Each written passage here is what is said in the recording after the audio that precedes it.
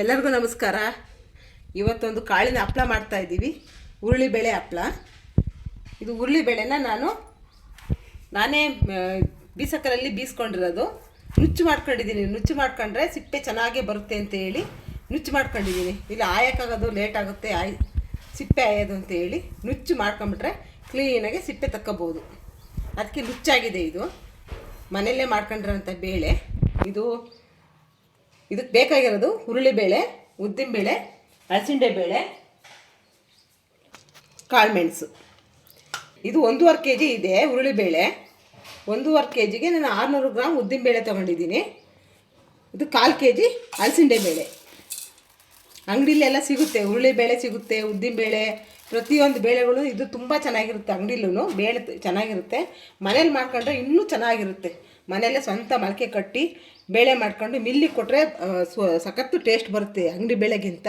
ನಾನು ಸ್ವಲ್ಪ ಇದ್ವಲ್ಲ ಅಂತ ಬೀಸಕಲ್ಲಲ್ಲಿ ಹೊರ್ಕೊಂಡಿದ್ದೀನಿ, ಅಂಗಡಿಗೆ ಕೊಟ್ಟಿಲ್ಲ.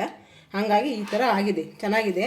1.5 kg ಉರುಳಿಬೇಳೆ, 600 ಗ್ರಾಮು ಉದ್ದಿನಬೇಳೆ, 1/4 kg 250 ಗ್ರಾಮು ಇದು ಹಲಸಿಂಡೆ ಬೇಳೆ, ಮತ್ತು ಒಂದು 2 ಸ್ಪೂನು ಮೆಣಸು. ಇದನ್ನೆಲ್ಲ ಒಟ್ಟಿಗೆ ಮಿಕ್ಸ್ ಮಾಡ್ಕೊಂಡು, ಇದು ಉದ್ದಿನಬೇಳೆನ ನಾನು ತೊಳೆದಾರ ಹಾಕ್ಬೋದು, ಇಲ್ಲ ಬಟ್ಟೆಲಿ ಒರೆಸಿದ್ದೆ. ನಾನು ಬಿಸಿಲಿಲ್ಲದ ಕಾರಣಕ್ಕೆ ಬಟ್ಟೆಲಿ ಒರೆಸಿದ್ದೀನಿ. ಹಂಗಾಗಿ ಪೌಡ್ರೆಲ್ಲ ಹೋಗಿದೆ ಕ್ಲೀನಾಗಿ. ತೊಳೆಯೋಕ್ಕಾಗಲಿಲ್ಲ ಅಂದರೆ ಈ ಥರ ಬಟ್ಟೆಲಿ ಒರೆಸಿ ಹಾಕ್ಬಿಡಿ. ಈಗ ಹಲಸಂಡೆ ಬೇಳೆ, ಒಂದು 2 ಸ್ಪೂನು ಮೆಣಸು ಎಲ್ಲ ಮಿಕ್ಸ್ ಮಾಡಿಬಿಟ್ಟು ಮಿಲ್ಲಿಗೆ ಕೊಡ್ತೀನಿ. ತುಂಬ ನೈಸ್ಗಾಗಿ ಮಾಡಿಸ್ಬೇಕು. ಉರುಳಿಬೇಳೆ ಹಪ್ಪಳಕ್ಕೆ ತುಂಬ ನುಣ್ಣಗಿರಬೇಕು. ಮೆಣಸಿನ ಜೊತೆಗೆ ಒಂದು 2 ಸ್ಪೂನ್ ಜೀರಿಗೆನೂ ಹಾಕೋಣ. ಮೇಲೆ ಹಂಗೆ ಹಾಕ್ತೀವಿ. ಈಗ ಮಿಲ್ಲಿಗೆ ಕೊಡೋಕ್ಕೋಸ್ಕರ ಸ್ವಲ್ಪ ಒಂದು 2 ಸ್ಪೂನ್ ಜೀರಿಗೆ ಹಾಕಿದ್ರೆ ಒಂಥರ ಘಮ ಟೇಸ್ಟು ಚೆನ್ನಾಗಿರುತ್ತೆ. ಏನು ಹಪ್ಪಳದ ಹಿಟ್ಟು ಎಲ್ಲ ರೆಡಿ ಮಾಡಿ ಜರಡಿ ಮಾಡಿಕೊಂಡು ಒಂದು ಪಾತ್ರೆಲಿ ಹಾಕಿ ಇಟ್ಕೊಂಡಿದ್ದೀನಿ ನಾನು.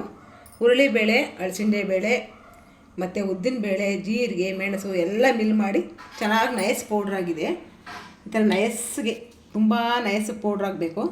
ಪೌಡ್ರ್ ಮಾಡಿಸ್ಕೊಂಬಂದು ಒಂದು ಸ್ವಲ್ಪ ಜರಡಿ ಮಾಡ್ಕೋಬೇಕು. ಇದು ಕರೆಕ್ಟಾಗಿ 2.5 kg ಇದೆ ಹಿಟ್ಟು. ಕರೆಕ್ಟ್ 2.5 kg ಇದೆ, ಹೆಚ್ಚು ಕಮ್ಮಿ 2.5 kg ಇದೆ. ಈಗ ಹಪ್ಪಳಕ್ಕೆ ಮೆಣಸಿನ್ಕಾಯಿ ತೊಗೊಂಡಿದ್ದೀನಿ.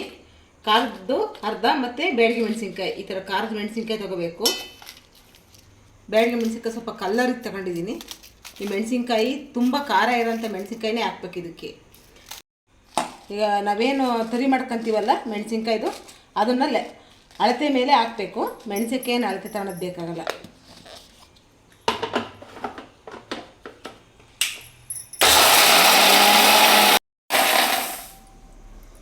ಈ ಥರ ತರಿಯಾಗಿ ಪುಡಿ ಮಾಡ್ಕೋಬೇಕು.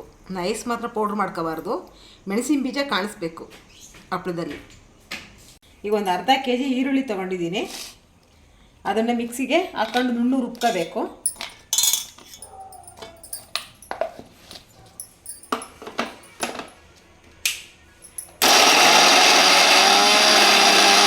ಈಗ ನಾನು 4 ನಿಂಬೆಹಣ್ಣು ತೊಗೊಂಡಿದ್ದೀನಿ.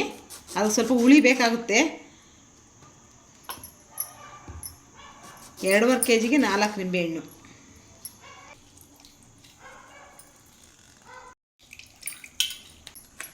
ನಿಂಬೆಹಣ್ಣು ಫುಲ್ಲು ನಾನು ಹುಳಿ ತಗೊಂಡಿದ್ದೀನಿ. ಸೋಸ್ಕೋಬೇಕು. ನಾನೇನು ಈರುಳ್ಳಿ ರುಬ್ಕೊಂಡಿದ್ನ ಆ ಈರುಳ್ಳಿ ಒಳಗೆ ನಿಂಬೆಹಣ್ಣು ಹಾಕ್ತಾಯಿದ್ದೀನಿ. ಈಗ 1 ಲೀಟ್ರ್ ನೀರು ತಗೊಂಡಿದ್ದೀನಿ. 1 ಲೀಟ್ರ್ ನೀರನ್ನು ಇದಕ್ಕೆ ಸೇರಿಸ್ಕೋಬೇಕು. ಯಾಕೆಂದರೆ ನಾವು ಯಾವುದೇ ಕಾರಣಕ್ಕೂ ಹುಳಿನೇ ಆಗಲಿ ನೀರಿನಂಶ ಇರೋಂಥದ್ದನ್ನು ಹಪ್ಪಳದ ಹಿಟ್ಟಿಗೆ ಕಲಸೋಕ್ಕಾಗಲ್ಲ. ಎಲ್ಲ ಒಣ ಹಿಟ್ಟು ಮಾಡ್ಕೊಂಡು ಈ ನೀರನ್ನು ಹಾಕಿ ಕಲಿಸ್ಬೇಕು. ಮುಂಚೆ ಯಾವುದೇ ರುಬ್ಬಿರೋ ಈರುಳ್ಳಿ ಆಗಲಿ ನಿಂಬೆ ಹುಳಿನೇ ಆಗಲಿ ಹಿಟ್ಟಿಗೆ ಹಾಕೋಕ್ಕೆ ಹೋಗಬಾರ್ದು. ಅದಕ್ಕೆ ನೀರಿಗೆ ಮಿಕ್ಸ್ ಮಾಡ್ಕೊಂಡು ಕೆಲವರು ಉಪ್ಪು ಹಾಕ್ತಾರೆ, ಸೋಡಾ ಹಾಕ್ತಾರೆ. ನಾನು ಅದೆಲ್ಲ ಕರಗುತ್ತೆ, ಇದು ಕರಗಲ್ಲ ಅಂತೇಳಿ ಹೊಂದ್ಕೊಳ್ಳಲ್ಲ. ಪೂರ್ತಿ ಒಂದು ಲೀಟ್ರ್ ಪೂರ್ತಿ ತಗೊಂಡಿದ್ದೀನಿ ನೀರು. ಇದನ್ನ ಒಂದು ಕಡೆಗೆ ಎತ್ತಿಟ್ಕೊಂಬಿಟ್ಟು ನಾವೆಲ್ಲ ಹಿಟ್ಟಿಗೆ ಪ್ರತಿಯೊಂದನ್ನು ಹಾಕಿ ಮಿಕ್ಸ್ ಮಾಡಬೇಕೀಗ.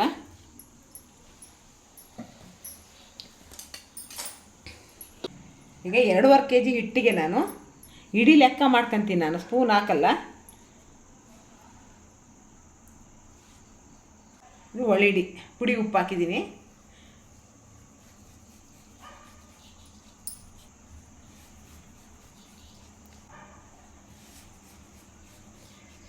ಈಗ ಏನು ತರಿಯಾಗಿ ಮಾಡ್ಕೊಂಡಿರೋಂಥ ಖಾರ ಪೌಡ್ರನ್ನ 2.5 kg ನಾನು 4 ಹಿಡಿ ಹಾಕ್ತಿದ್ದೀನಿ.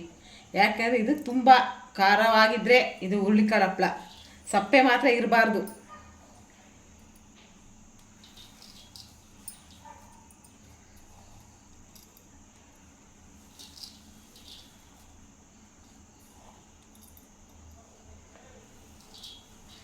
ನಾಲ್ಕು ಹಿಡಿ ಹಾಕಿದ್ದೀನಿ. ಈಗ ಮುಖ್ಯವಾಗಿ ಬೇಕಾಗಿರೋದು ಜೀರಿಗೆ. ಈ ಜೀರಿಗೆ ಇಲ್ಲ ಅಂದರೆ ಹಪ್ಪಳ ಮಾಡೋಕ್ಕಾಗೋದೇ ಇಲ್ಲ, ಹುರುಳಿಕಾಳು ಹಪ್ಪಳಿಗೆ. ಇದನ್ನು ಅಷ್ಟೇ ನಾನು ಒಂದು 3 ಹಿಡಿ ಹಾಕ್ತೀನಿ. 3 ಹಿಡಿ ತಪ್ಪಿರೆ 3.5 ಹಿಡಿ ಹಾಕ್ತೀನಿ ಜೀರಿಗೆ. ಯಾಕೆಂದರೆ ಮಿಲ್ಲಿಗೆ ಬೇರೆ ಕೊಟ್ಟಿದ್ವು.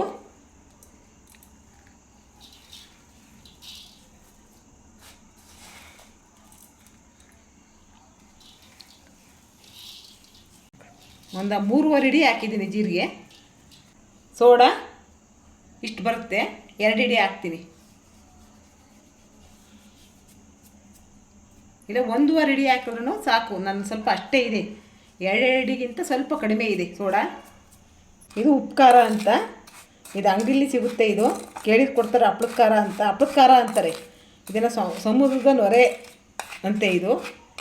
ಅದು ಹಾಕಿದ್ರೆ ತುಂಬ ಸ್ಮೂತಾಗಿ ಬರುತ್ತೆ ಮತ್ತು ರುಚಿ ಜಾಸ್ತಿ ಕೊಡುತ್ತೆ ಇದು. ಇದನ್ನ 2 ಸ್ಪೂನ್ ಹಾಕ್ತೀನಿ, 2.5 ಸ್ಪೂನ್ ಹಾಕ್ತೀನಿ.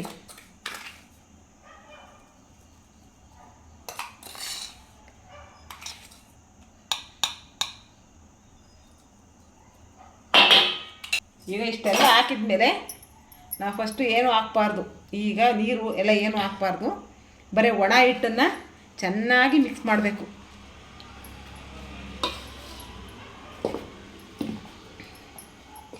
ಈಗ ಕೈಯಲ್ಲಿ ಕಲಿಸ್ಕೊತಾ ಇದ್ದೀನಿ ಚೆನ್ನಾಗಿ, ಅಂದರೆ ತುಂಬ ಚೆನ್ನಾಗಿ ಕಲಿಸ್ಬೇಕು ಇದನ್ನು. ಉಪ್ಪು ಖಾರ ಪ್ರತಿಯೊಂದೂ ಈ ಹಿಟ್ಟೊಳಗೆ ಬೆರ್ತೋಗ್ಬೇಕು.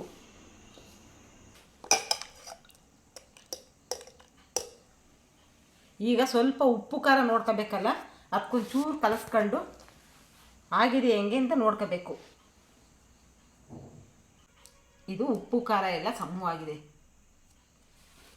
ನಿಮಗೇನಾದ್ರು ಇನ್ನೂ ಸ್ವಲ್ಪ ಇಲ್ಲ ಸಾಕು, ಖಾರನೂ ಸಾಕು, ಉಪ್ಪು ಸಾಕು, ಎಲ್ಲ ಸಾಕು, ಕರೆಕ್ಟಾಗಿದೆ. ಈ ವಾದದಲ್ಲಿ ಬಂದಿದೆ. ಈಗ ತುಂಬ ಟೈಟು ಅಂದರೆ ಫುಲ್ಲು ಗಟ್ಟಿಗೆ ಕಲಿಸ್ಬೇಕೀಗ.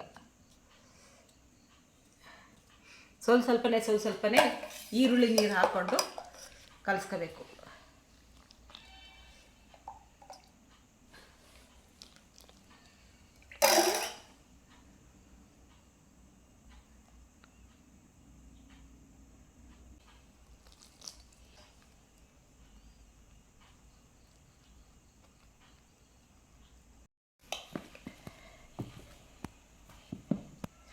ಎರಡೂ ಕೈಯಲ್ಲಿ ಚೆನ್ನಾಗಿ ಈ ಥರ ಟೈಟ್ ಆಗಂಗೆ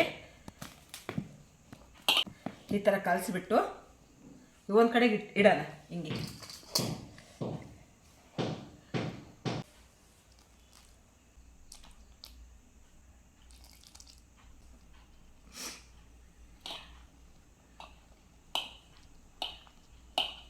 ಸ್ವಲ್ಪನೇ ನೀರು ಹಾಕ್ಕೊಂಡು ಮಾಡ್ಕೋಬೇಕು. ಏನಾದರೂ ತೆಳುವಾದರೂ ಮಾತ್ರ ತುಂಬ ಕಷ್ಟ ಆಗುತ್ತೆ. ತೆಳು ಆಗಲೇಬಾರ್ದು ಇದು. ಇನ್ನು ಗಟ್ಟಿ ಇದ್ದರೆ ಸ್ವಲ್ಪ ನೀರು ಹಾಕೋಬೋದು, ತೆಳು ಮಾತ್ರ ಮಾಡ್ಕೋಬಾರ್ದು ಹಿಟ್ಟನ್ನು.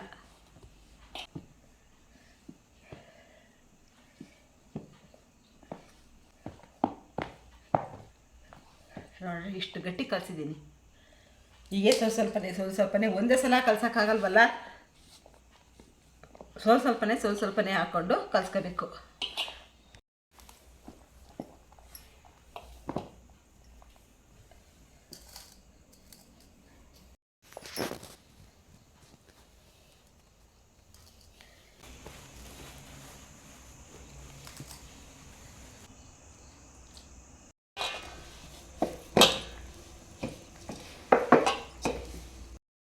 ಇದೆಲ್ಲ ಕಲಸಿರೋ ಹಿಟ್ಟನ್ನೆಲ್ಲ ಇದಕ್ಕೆ ಹಾಕಬೇಕು. ನೋಡಿ ಎಷ್ಟು ಟೈಟಾಗಿ ಕಲಸಿದ್ದೀನಿ. ಈ ಥರ ಟೈಟಾಗಿ ಕಲಸಿದ್ದೀನಿ.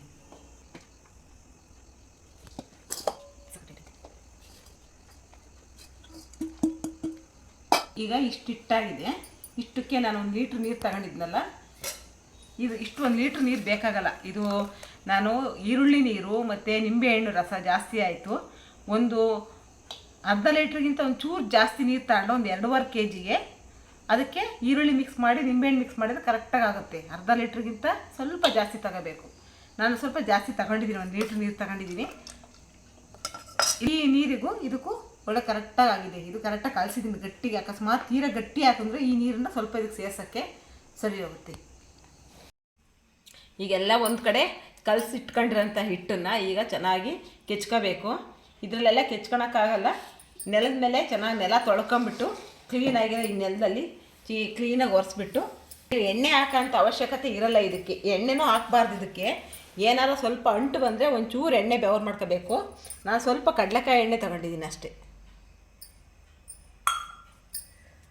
ಈ ಥರ ಒಂದು ಹಾರೆಯಲ್ಲಿ ಕೆಚ್ಕೋಬೇಕು.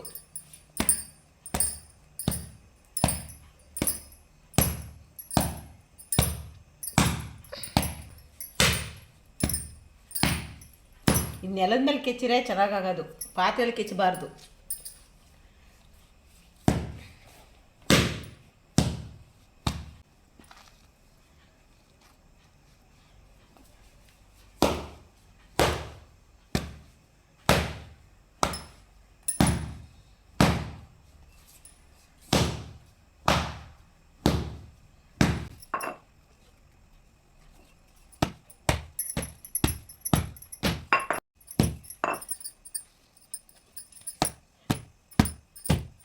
ಇದನ್ನು ಸೇರಿಸ್ತೀನಿ, ಎಲ್ಲ ಒಟ್ಟಿಗೆ ಸೇರಿಸ್ತೀನಿ.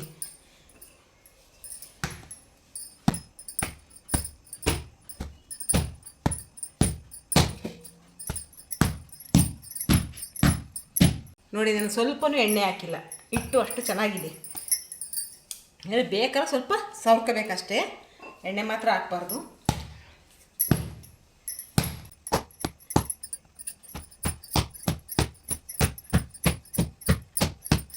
ಈಗ ಈ ಥರ ಹಿಂಗೆ ಎತ್ತಿ ಹಾಕಬೇಕು. ಈ ಥರ ಎತ್ತಿ ಹಿಂಗೆ ಹಾಕಬೇಕು.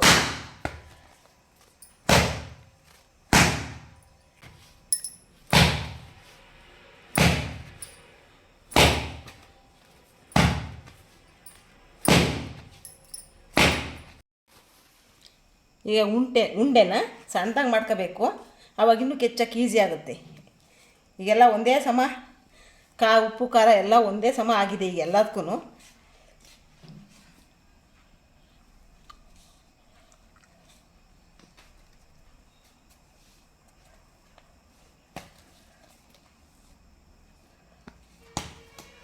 ನಾವೀಗ 3 ಉಂಡೆ ಮಾಡ್ಕೊಳ್ಳೋಣ. ಈಗ ಇಷ್ಟು ಸಣ್ಣ ಉಂಡೆ ಆದರೆ ಇನ್ನೂ ಕೆಚ್ಕೊಳಕ್ಕೆ ಈಸಿ ಆಗುತ್ತೆ.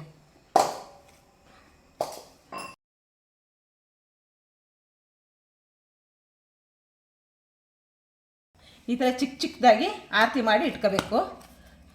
ಇಲ್ಲ ಉಂಡೆನಾರ ಮಾಡ್ಬೋದು, ಈ ಥರ ಆರತಿನಾರ ಮಾಡ್ಕೋಬೋದು.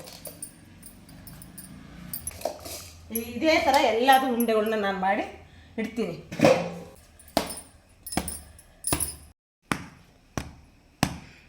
ಈಗ ದೊಡ್ಡದು ಕಲ್ಲಿಲ್ಲ ಅಂದರೆ ಈ ಸಣ್ಣ ಕುಟ್ಟಾಣಿ ಕಲ್ಲಿರುತ್ತಲ್ಲ, ಈಗ ಈ ಥರ ಎಲ್ಲ ಸಹ ಕೆಚ್ಕೋಬೋದು, ಚೆನ್ನಾಗಾಗುತ್ತೆ, ಭಾರನೂ ಇರಲ್ಲ.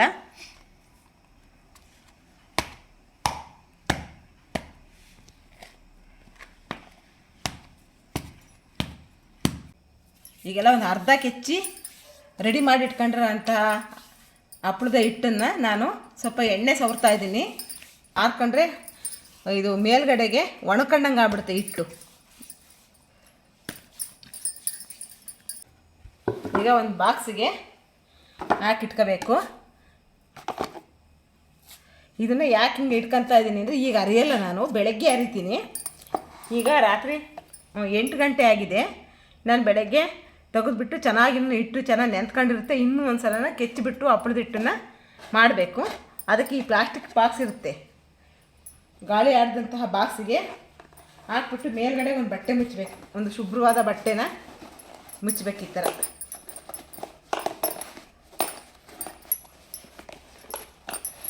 ಟೈಟಾಗೆ ಮುಚ್ಚಿ ಈ ಥರ ಬಾಕ್ಸ ಕ್ಲೋಸ್ ಮಾಡಬೇಕು. ಗಾಳಿ ಆಡಬಾರ್ದು ಒಳಗೆ. ಬಾಕ್ಸಲ್ಲಿ ಬಟ್ಟೆ ಹಾಕಿ ಮುಚ್ಚಿಟ್ಟಿದ್ರಲ್ಲ, ಅದನ್ನು ಇವಾಗ ನಮ್ಮ ಡ್ಯಾಡಿ ಇನ್ನೊಂದು ಸರಿ ತಕ್ಕೊಂಡು ಚೆನ್ನಾಗಿ ಕೆಚ್ಕೊಳ್ತಾ ಇದ್ದಾರೆ. ಎಲ್ಲ ಉಂಡೆಗಳನ್ನು ಚೆನ್ನಾಗಿ ಕೆಚ್ಚಿ ಎತ್ತಿಡಬೇಕು.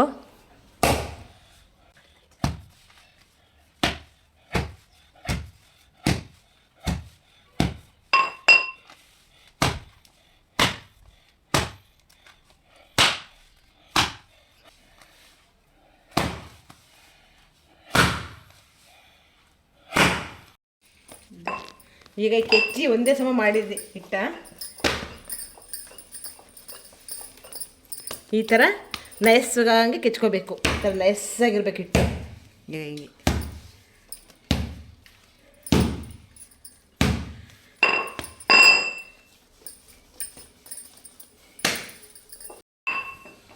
ಈಗ ಇದರಲ್ಲಿ 2 ಮಾಡ್ಕೊತೀನಿ. ಉಂಡೆ ಹಾಕಬೇಕಲ್ಲ, ಈಗ ಅದಕ್ಕೆ ಸ್ವಲ್ಪ ಉದ್ದಕ್ಕೆ ರೋಲ್ ಮಾಡ್ಕೋಬೇಕು.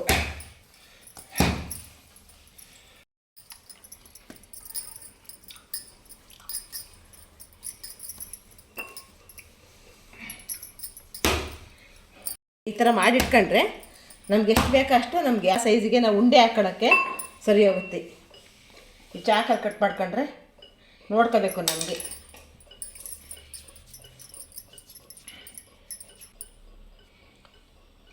ಇಷ್ಟು ಸಾಕು.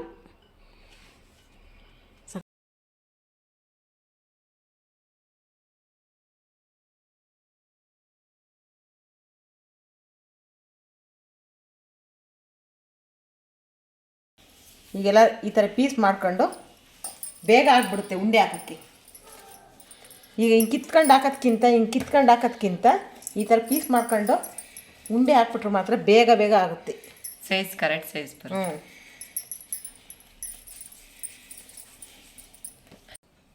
ಈಗ ಇಷ್ಟು ಉಂಡೆ ಮಾಡಿದ್ದೀವಿ. ಇದು ಹಿಂಗೆ ಬಿಟ್ಬಿಟ್ರೆ ಹಾಕೊಂಡ್ಬಿಡ್ತವೆ ಎಲ್ಲ ಉಂಡೆಗಳು. ಅದಕ್ಕೆ ಈ ಬಾಕ್ಸಿಗೆ ಹಾಕಿ ಬಾಯಿ ಮುಚ್ಚಿಬಿಡ್ಬೇಕು.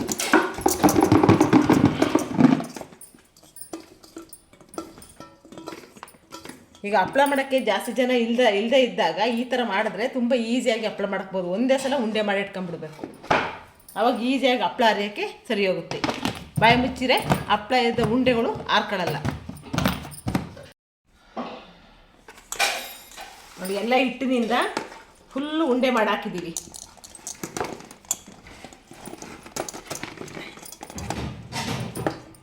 ಎಷ್ಟು ಈಸಿ ಆಗುತ್ತೆ ನೋಡ್ರಿ. ಈ ಥರ ಉಂಡೆ ಮಾಡಿಟ್ಕೊಂಡ್ರೆ ಹಪ್ಪಳ ಅರಿಯೋಕ್ಕೆ ತುಂಬ ಈಸಿ ಆಗುತ್ತೆ. ಒಬ್ಬೊಬ್ಬರೇ ಇರೋರು ಮಾಡ್ಕೊಳಕ್ಕೆ ಈ ಥರ ಮಾಡ್ಕೊಬೋದು. 2.5 kg ಹಿಟ್ಟಿಗೆ ಇಷ್ಟು ಉಂಡೆಗಳಾಗಿದ್ದಾವೆ. ಹಪ್ಪಳದ ಪ್ರೆಸರ್ ಬೇಕಾಗುತ್ತೆ.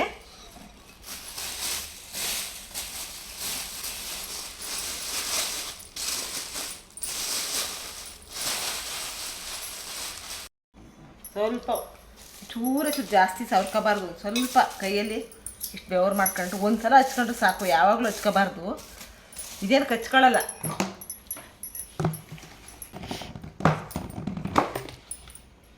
ಈಗ ಉಂಡೆ ತೊಗೊಂಡು ಒಂದು 1/4 ಭಾಗದಷ್ಟು ಮಾತ್ರ ಪ್ರೆಸ್ ಮಾಡ್ಕೋಬೇಕು. ಇದು ಯಾವುದೇ ಕಾರಣಕ್ಕೂ ನಾವು ಪ್ರೆಸ್ ಮಾಡ್ಕೊಂಡು ಹಪ್ಪಳ ಮಾಡೋಂಗಿಲ್ಲ, ಅರಿಲೇಬೇಕು. ಇಷ್ಟು ಸಾಕು. ಜಾಸ್ತಿ ಪ್ರೆಸ್ ಮಾಡಬಾರ್ದು. ಈಗ ಈ ಥರ ಪ್ಲೇಟಲ್ಲಿ ಒಂದು 20-30 ಹಿಂಗೆ ಮಾಡಿಟ್ಕೊಂಡು ಒಬ್ಬೊಬ್ಬರೇ ಆದರೆ ಈಸಿಯಾಗಿ ಈ ಥರ ಮಾಡ್ಕೋಬೋದು.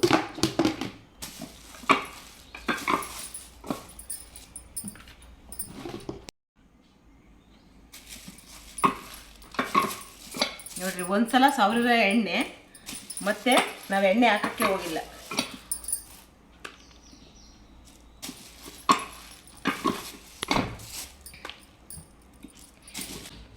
ಈಗ ಮೈದಾ ಹಿಟ್ಟು ತೊಗೊಂಡಿದ್ದೀನಿ ಅರಿಯೋಕ್ಕೆ.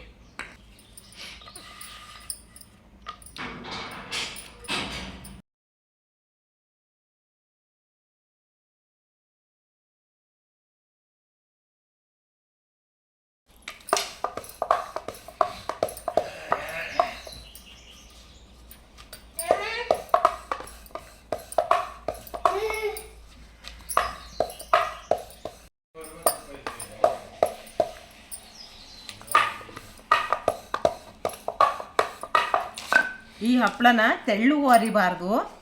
ನೋಡ್ರಿ ಎಷ್ಟು ನೀಟಾಗಿ ಹಿಟ್ಟು ತಗೊತಾನೇ ಇಲ್ಲ. ಹಿಟ್ಟು ಬೇಕಾಗೋದೇ ಇಲ್ಲ. ಸುಮ್ಮನೆ ಒಂದು ಚಿಟಿಕೆ ಹಿಟ್ಟು ಹಾಕೊಂಡ್ರೆ ಸಾಕು. ಎಷ್ಟು ನೀಟಾಗಿ ಬಂದಿದೆ ಹಪ್ಪಳ ನೋಡಿ.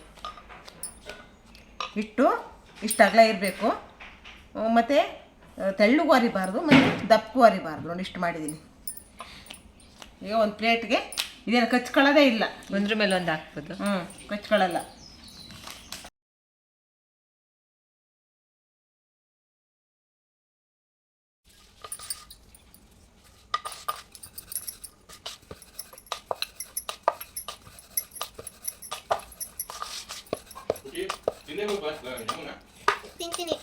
ನೋಡಿ, ಇಷ್ಟು ಹದವಾಗಿ ಹಿಟ್ಟು ಕಲಸಿದ್ರೆ ಇಷ್ಟು ಚೂರು ಸೈಡು ಹೊಡ್ಕೊಳ್ಳಲ್ಲ. ಎಷ್ಟು ನೀಟಾಗಿ ಹರ್ಕೋಬೋದು. ಹಿಟ್ಟು ಮಾತ್ರ ಹದವಾಗಿ ಕಲಿಸ್ಕೋಬೇಕು ನೋಡಿರಿ.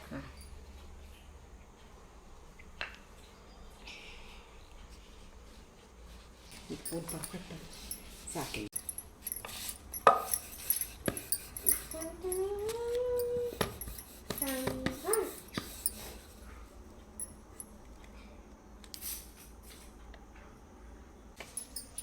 ಎಷ್ಟು ನೀಟಾಗಿ ಒಂದೇ ಸಮಕ್ಕೆ ಬಂದಿದೆ ಹಪ್ಪಳ ನೋಡಿ.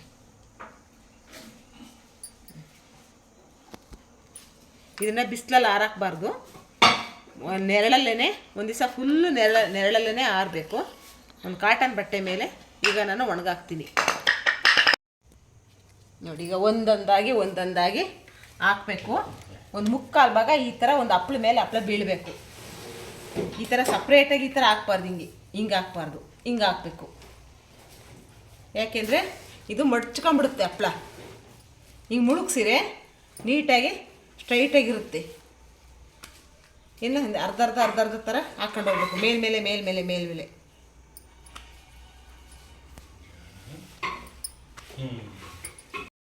ಈಗ ಲಟ್ಸಿರೋಂಥ ಹಪ್ಪಳನ ಹಿಂಗೆ ನಾನು ಹಾಕಿದ್ದೀನಿ ಒಂದ್ರ ಮೇಲೆ ಒಂದು ನೋಡಿ. ಪೂರ್ತಿ ಎಲ್ಲ ನಾನು ಹಪ್ಪಳನ ಲಟ್ಸಿ ಹಾಕಿ ಇದ್ದೀನಿ. ತುಂಬ ಚೆನ್ನಾಗಿ ಹಪ್ಪಳ ಎಲ್ಲ ಫುಲ್ ಹಾಕಿದ್ದೀನಿ. ಎಲ್ಲ ಒಂದ್ರ ಮೇಲೊಂದು ಹಾಕಿದ್ದೀನಿ. ಫುಲ್ ಒಂದು ದಿವಸ ಎಲ್ಲ ನೆರಳಲ್ಲೇ ಒಣಗಬೇಕು. ಆಚೆ ಕಡೆ ಬಿಸಿಲಿಗೆ ಒಣಗಿಸ್ಬಾರ್ದು, ಮನೆ ಒಳಗೇ ಇದನ್ನು ಆರಿಸ್ಕೋಬೇಕು. ಬಿಸಿಲು ಬಂದಾಗ ಬಿಸಿಲಲ್ಲೂ ಜಾಸ್ತಿ ಒಣಗಿಸ್ಬಾರ್ದು. ಜಾಸ್ತಿ ಬಿಸಿಲಿದ್ದಾಗ ಅದ್ರ ಮೇಲೆ ಬಟ್ಟೆ ಹಾಕಿ ಬಿಸಿಲು ಜಾಸ್ತಿ ಬೀಳ್ದಾಗ ಒಣಗಿಸ್ಬೇಕು ನೋಡಿ. ಎಲ್ಲ ಒಂದು ದಿವಸ ಎಲ್ಲ ಹಾಕ್ಕೊಂಡಿದ್ದೆ ಹಪ್ಪಳ. ನೆರಳಲ್ಲೇ ಒಣಗಾಕಬೇಕು, ಬಿಸಿಲಲ್ಲಿ ಮಾತ್ರ ಹಾಕ್ಬಾರ್ದು. ಅದಕ್ಕೆ ಒಂದು ದಿವಸ ಎಲ್ಲ ಫುಲ್ ನೆರಳಲ್ಲೇ ಹಾಕಿದ್ದೀವಿ. ಈಗ ತೆಗೆದುಬಿಟ್ಟು ಬಿಸಿಲಿಗೆ ಒಣಗಾಕಬೇಕು ನೋಡಿ. ಬಿಸಿಲಲ್ಲಿ ಒಣಗಾಕ್ತಾ ಇದ್ದೀವಿ.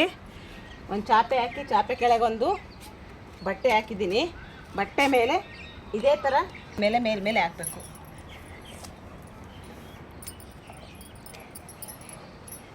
ಈಗ ಒಣಗ್ಸೋಕ್ಕೆ ಹಾಕಿದ್ದೀನಿ. ಈಗ ಒಂದು ಅರ್ಧ ಗಂಟೆ ಇದೆ. ತುಂಬ ಚೆನ್ನಾಗಿದೆ ಬಿಸಿಲು ಮಾತ್ರ. ಅದಕ್ಕೆ ಒಂದು ಅರ್ಧ ಗಂಟೆ ಹಿಂಗೆ ಓಪನ್ನಾಗಿ ಬಿಟ್ಬಿಟ್ಟು ಒಂದು ಅರ್ಧ ಗಂಟೆ ಆದಮೇಲೆ ಇದನ್ನು, ಯಾಕೆಂದರೆ ಜಾಸ್ತಿ ಬಿಸಿಲಲ್ಲಿ ಮಾತ್ರ ಒಣಗಿಸ್ಬಾರ್ದು ಈ ಹಪ್ಪಳನ. ಡೈರೆಕ್ಟ್ ಬಿಸಿಲಿಗೆ ಹಾಕ್ಬಾರ್ದು. ಈಗ ಹಿಂಗೆ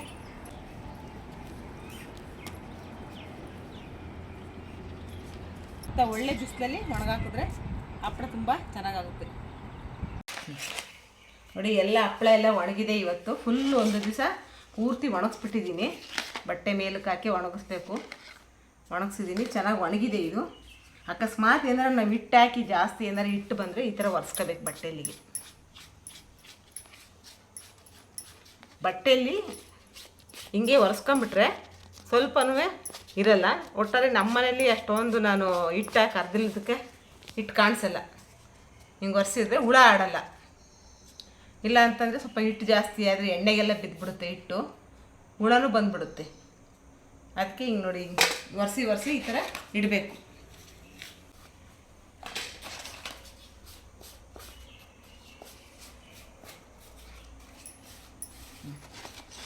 ಚಕ್ಲ ನೋಡಿ, ಎಲ್ಲ ಹಪ್ಪಳಗಳ್ನೆಲ್ಲ ಒರೆಸ್ಬಿಟ್ಟು ಇಟ್ಕೊಂಡಿದ್ದೀನಿ. ಈಗ ಅದು 2.5 kgಗೆ 220 ಹಪ್ಪಳ ಆಗಿದೆ. ನಾವು ದೊಡ್ಡ ಸೈಜಾಗಿ ಇಕ್ಕಿರೋದ್ರಿಂದ ಇಷ್ಟು ಆಗಿದೆ. ನಾವು ಸ್ವಲ್ಪ ಚಿಕ್ಕ ಸೈಜ್ ಉಂಡೆ ಮಾಡಿದ್ರೆ ಒಂದು 250 ಹಪ್ಪಳ ಆಗುತ್ತೆ. ಅದಕ್ಕೆ ಇನ್ನೂ ಒಂದು ಸ್ವಲ್ಪ ಚಿಕ್ಕದಾಗಿ ಉಂಡೆ ಹಾಕ್ಕೊಂಡು ಹಪ್ಪಳ ಹರಿದ್ರೆ ಕರೆಕ್ಟಾಗಿ KGಗೆ 100 ಆಗುತ್ತೆ. ನಾನು 2.5 ಕೆ ಜಿ ತಗೊಂಡ್ರೆ 250 ಹಪ್ಪಳ ಆಗೋದು. ಸ್ವಲ್ಪ ಏನಾಗಲ್ಲ, ಮನೆಗಲ್ವಾ, ಸ್ವಲ್ಪ ದಪ್ಪನಾಗಿ ಇಕ್ಕಿರೋದ್ರಿಂದ ನೋಡಿ, ಇಷ್ಟು ದಪ್ಪ ಇಟ್ಟಿರೋದ್ರಿಂದ ಚೆನ್ನಾಗಾಗಿದೆ ಹಪ್ಪಳ, ತುಂಬ ಚೆನ್ನಾಗಾಗಿದೆ. ಈಗ ಎಣ್ಣೆಲಿ ಕರೆದು ಮತ್ತು ಸುಟ್ಟು ತೋರಿಸ್ತೀನಿ. ಈಗ ಹಪ್ಪಳಗಳ್ನೆಲ್ಲ ಈಗ ಇಂಥ ಬಕೆಟ್ಗೆ ಹಾಕಿಟ್ಕೋಬೇಕು. ಸ್ಟೀಲ್ ಬಕೆಟ್ಗೆ ಹಾಕಿಡೋದ್ಕಿಂತ ಈ ಪ್ಲಾಸ್ಟಿಕ್ಕಿನ ಬಕೆಟ್ಗೆ ಹಾಕಿಟ್ಕೊಂಡ್ರೆ ಏರ್ ಟೈಟ್ ಬಾಕ್ಸ್ಗಳು ಚೆನ್ನಾಗಿರುತ್ತೆ.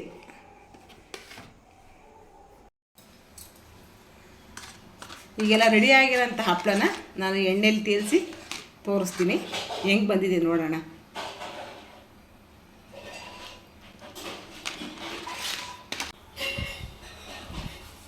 ಕಾದಿದೆ, ಚೆನ್ನಾಗಿ ಕಾಯಬೇಕು ಎಣ್ಣೆ. ಈಗ ಹಪ್ಪಳ ಹಾಕ್ತಾಯಿದ್ದೀನಿ.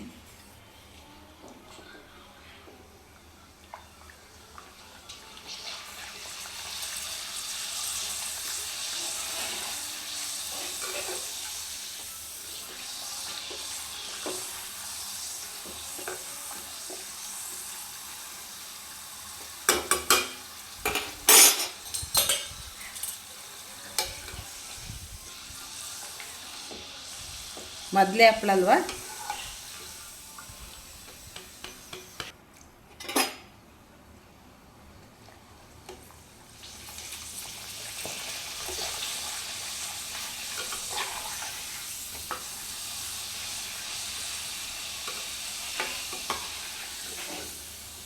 ನೋಡಿ ಎಷ್ಟು ಚೆನ್ನಾಗಿ ಬಂದಿದೆ, ಎಷ್ಟು ತುಂಬ ಚೆನ್ನಾಗಿ ಬಂದಿದೆ ನೋಡಿ ಹಪ್ಪಳ. ಗುಳ್ಳೆಗಳು ಈ ಥರ ಗುಳ್ಳೆಗಳು ಬಂತು ಅಂದರೆ ಹಪ್ಪಳ ಚೆನ್ನಾಗಿ ಬಂದಿದೆ ಅಂತ.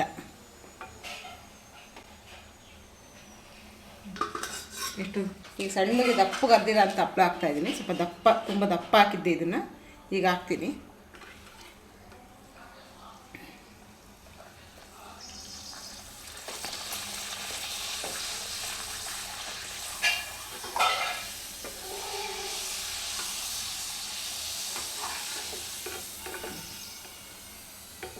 ಎಷ್ಟು ಚೆನ್ನಾಗಿ, ತುಂಬ ಚೆನ್ನಾಗಿ ಗುಳ್ಳೆಗಳು ಈ ಥರ ಬಬಲ್ ಥರ ಬಂದರೆ ಹಪ್ಪಳ ಸೂಪರಾಗಿ ಬಂದಿದೆ ಅಂತ.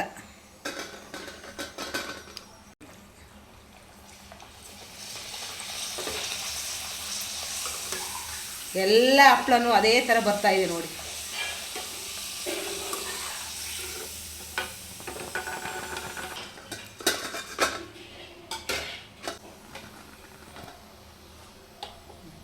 ಈಗ ಹಪ್ಪಳ ಸುಡ್ತಾ ಇದ್ದೀನಿ. ನಾವೇನು ಸಾಂಬಾರೆಲ್ಲ ಮಾಡಿದ್ರೆ ಮಶಪ್ಪು ಅದಕ್ಕೆಲ್ಲ ಈ ಸುಟ್ಟಿರೋ ಹಪ್ಪಳನೇ ಚೆನ್ನಾಗಿರೋದು. ಸುಟ್ಕೊಂಡು ತಿನ್ಬೋದು, ಎಣ್ಣೆಗಾರ ಹಾಕ್ಕೊಂಡು ತಿನ್ಬೋದು.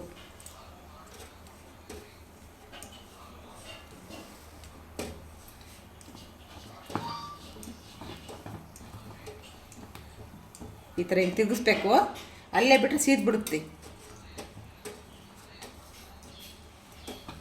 ನೋಡ್ರಿ. ಆ ಸುಟ್ಟರು ಹಪ್ಪಳ ಎಷ್ಟು ಚೆನ್ನಾಗಿ ಗುಳ್ಳೆ ಬಂದಿದೆ.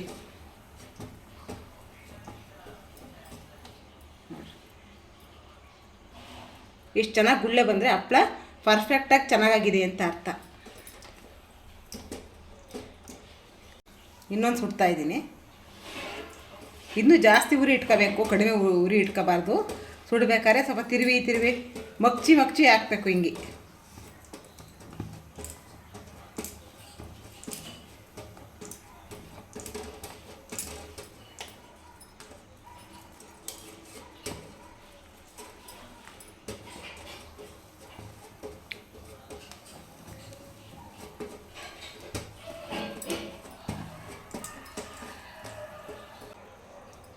ಎಷ್ಟು ತುಂಬ ಚೆನ್ನಾಗಿ ಬಂದಿದೆ ಹಪ್ಪಳ ನೋಡಿ. ಈ ಥರ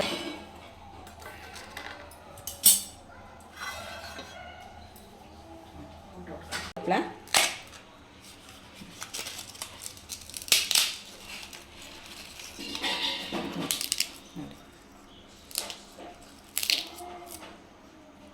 ಎಷ್ಟು ಚೆನ್ನಾಗಿ ಬಂದಿದೆ. ಎಣ್ಣೆ ನೀರಿಲ್ಲ, ಚೆನ್ನಾಗಿ ಬಂದಿದೆ.